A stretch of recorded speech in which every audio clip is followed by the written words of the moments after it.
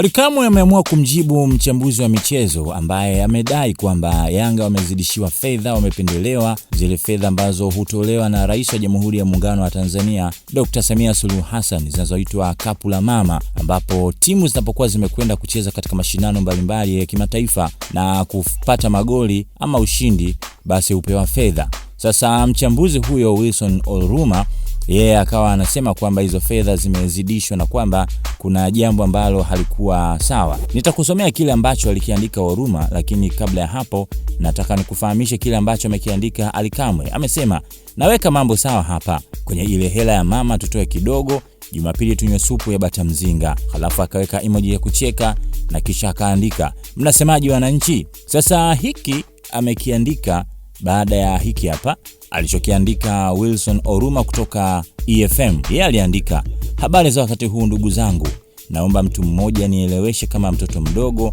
bila kujali kabisa kuhusu milioni 60 ya goli la mama ambayo Yanga Afrika waliipata jana. Kwa uchache wangu kwenye somo la hisabati nimepata milioni 20 ya goli 4 za mechi dhidi ya AS FAR Rabat na JS Kabylie ambazo Yanga walizifunga na kushinda mechi za group stage CAF Champions League.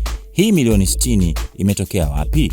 Kama ni mjumuisho pia wa mabao ya kuanzia mechi za kufuzu, hela zake tayari zilishatoka na nimekuwekea na ushahidi hapo. Akaendelea kusema, sio kwa ubaya, ni kutaka kuelewa, inawezekana kuna sehemu nimepitwa na taarifa.